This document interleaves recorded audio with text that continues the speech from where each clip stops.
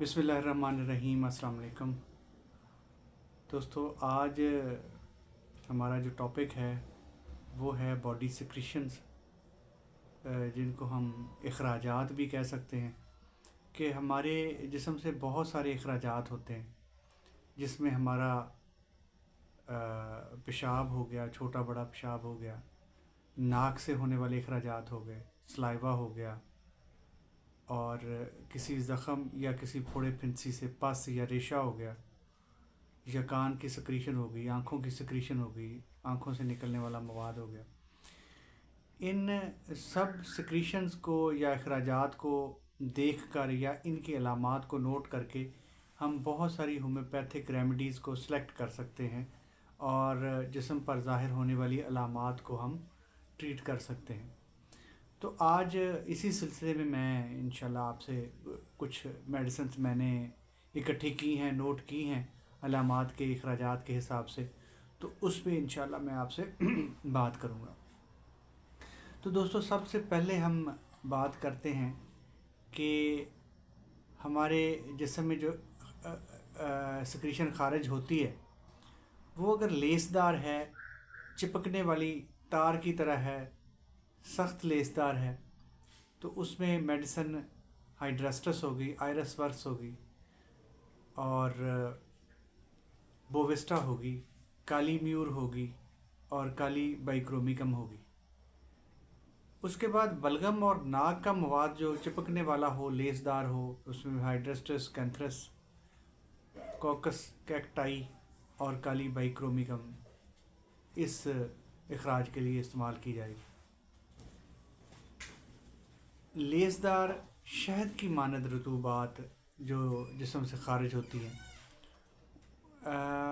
اس علامت کے لیے جو شہد سے ملتی جلتی رطوبت ہوتی ہے، اس کے لیے گریفائٹس استعمال ہوگی۔ پانی کی مانند اگر کوئی چیز خارج ہو رہی ہے، پانی کی طرح پتلی ہے، تو اس کے لیے یوفریزیا، آرم ٹرائیفائلم، آرسینک البم اور ایلیم سیپا میڈیسنز ہوگی۔ پتلے شفاف اخراجات کے لیے نیٹرم میور استعمال ہوگی۔ پتلے اخراجات بدبودار ہوں اور تیزابی ہوں، اس کے لیے نائٹرک ایسڈ جو ہے میڈیسن ہوگی۔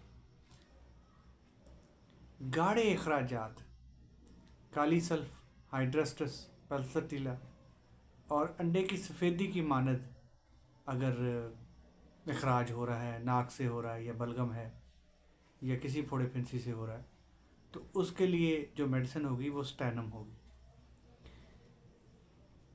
کسی اخراج کی بدبو سے ہم میڈیسن سلیکٹ کر سکتے ہیں کہ شدید بدبودار اخراجات ہوں تو ان کے لیے کاربوویج، گریفائٹس، بیپٹیشیا، کاربولک ایسڈ، میوریٹک ایسڈ، پائروجینم، سورائنم اور کالیفاس، یہ ادویات ہوں گی ان کے لیے بدبودار اخراجات کے لیے۔ شدید بدبودار اخراجات جبکہ اعصابی کمزوری بھی ساتھ مریض میں پائی جاتی ہو تو دوائی ہماری کالیفاس ہوگی۔ تمام جسمانی رطوبات مردار کی طرح شدید بدبودار، گلے سڑے گوشت جیسی بدبو ہو اس میں، اور جسم سے بدبو کے پھپھولے اٹھیں، تو اس سرائنم میں اس کے لیے میڈیسن ہوگی۔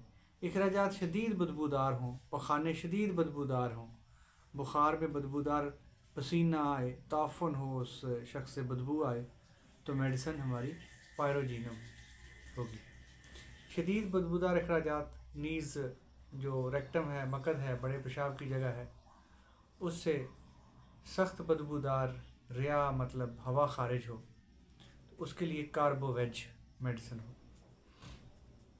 بدبودار اخراجات،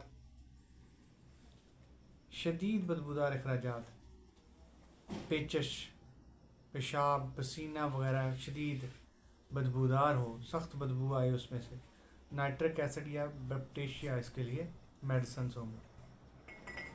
شدید بدبودار اخراجات منہ، ناک، گلے سے یا عورت کے اعضائے تناسل سے خارج ہوں، یعنی عورت کے لیکوریا وغیرہ سے شدید بدبو آئے، تو اس کے لیے کاربولک ایسڈ میڈیسن ہوگی۔ شدید بدبودار اخراجات، تیزابی، جلندار، چھیلنے والے اور بدبودار اخراجات جو تیزابی خاصیت رکھتے ہوں، ان کے لیے کریا زوٹم میڈیسن ہوگی۔ کچھ اخراجات سادہ ہوتے ہیں، ان میں خراش پیدا نہیں ہوتی، وہ خراش پیدا نہیں کرتے، جلن پیدا نہیں کرتے، تو اس طرح کے اخراجات کے لیے سیپیا، نیٹرم سلفر، پلساٹیلا، کالی سلف وغیرہ میڈیسنز ہوں گی۔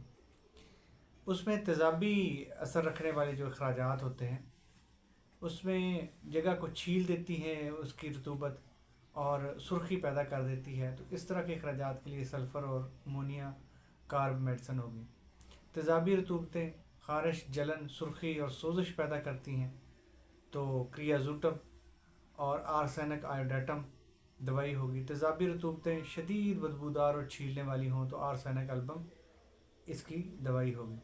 تیزابی رطوبتیں لیکن پانی سے گاڑھی ہوں، یہ مرک سال کی علامت ہے۔ تیزابی پانی کا ناک اور منہ سے بہنا جس سے ہونٹ چھل جائیں، لیکیننم، آرم ٹرائفائلم اور ایلیم سیپا اس علامت کی دوائی ہوگی۔ تیزابی پانی ناک کی نوک سے ٹپکے، تو اس کے لیے آرسینک آیوڈیٹم دوائی ہوگی، ایلیم سیپا دوائی ہوگی اور آرسینک البم دوائی ہوگی۔ تمام رطوبات تیزابی ہوں اور ناک سے خارش پیدا کرنے والا مواد نکلے، تو آرم ٹرائفائلم دوائی ہوگی۔ ناک سے پتلا سوزش پیدا کرنے والا پانی بہے، تو کالی آیوڈیٹم میڈیسن ہوگی۔ کھٹی سوزش والی رطوبات عموماً منہ اور ریکٹم مقد سے نکلیں، تو اس کے لیے آئرس ورسیکولر دوائی ہوگی۔ اس کے بعد رطوبات کا جو رنگ ہوتا ہے، کلر ہوتا ہے، اس سے بھی بہت ساری ہومیوپیتھک ریمیڈیز کی طرف ہمیں رہنمائی ملتی ہے۔ سفید گاڑھا لیسدار اگر بلغم نکلے، تو کالی میور، زرد یا زردی مائل و سبزی اخراجات ہوں، سبزی مائل اخراجات ہوں، زخموں سے زرد پتلا غیر تیزابی پانی نکلے، تو اس کے لیے نیٹرم سلف، پلساٹیلا اور کالی سلف دوائی ہوگی۔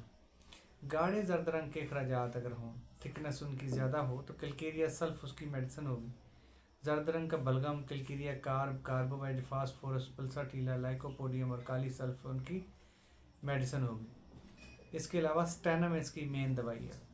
زرد گاڑھے لیسدار بلغم کا اخراج معدے، سانس کی نالی یا رحم سے لیکوریا، اس کے لیے ہم ہائیڈرسٹس دیں گے، لیسدار ہو، تار بنے جس رطوبت سے۔ رطوبات زردی مائل ہوں یا سبزی مائل ہوں، تو اس کے لیے مرکسال، سیپیا، پلساٹیلا، یہ ان کی ادویات ہوں گی۔ زرد گاڑھی اور سبز رنگ کی رطوبات شہد کی مانند لیسدار ہوں، تیزابی جو خارش پیدا کریں اور جلن اور سرخی پیدا کریں، ان رطوبات کے لیے آرسینک آیوڈیٹم میڈیسن ہوگی۔ سبز گاڑھی رطوبت تقریباً جسم کے ہر سوراخ سے بعض اوقات شدید بدبودار ہوتی ہے، تو اس کے لیے بھی کالی آیوڈیٹم میڈیسن ہوگی۔ سبز خصوصاً بلغم، اس کے لیے پلساٹیلا، کاربویڈ، فاسفورس، سلفر اور لائکوپیڈیم دوائی ہوگی۔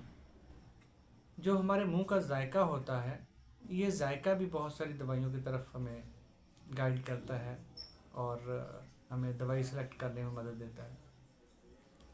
کڑوا ذائقہ پلساٹیلا، میٹھا نمکین سا میٹھا سٹینم، نمکین پیورلی نمکین ذائقہ کالی آیوڈیٹم اور سیپیا۔ بلغم اگر نمکین ہے تو فاسفورک ایسڈ، یہ دوائیاں ہوں گی۔ اس کے بعد اخراجات کبھی جاری ہو جائیں اور کبھی رک جائیں، ان اخراجات کے لیے پلساٹیلا کی طرف رہنمائی ملتی ہے۔ اخراجات بڑی مقدار میں ہوں اور ان کا اخراج جسم سے زیادہ کوانٹٹی میں ہو، تو اس کے لیے خواہ وہ جیسے کہ پاخانہ ہو گیا، لوز موشن ہو گئی یا کوئی اور اخراج ہو گیا، تو اس کے لیے ہم وریٹرم البم کو دیکھیں گے۔ وریٹرم البم کی طرف یہ رہنمائی کرتی ہے کہ اخراج بہت زیادہ مقدار میں اگر ہو تو اس کے بعد اخراجات جاری ہو جانے سے جو ظاہر ہونے والی علامات ہیں ان میں کمی یا آرام محسوس کرے مریض، علامات میں کمی آ جائے، تو یہ علامت ہمیں لیکیسس اور زنکم میٹ کی طرف رہنمائی فراہم کرتی ہے۔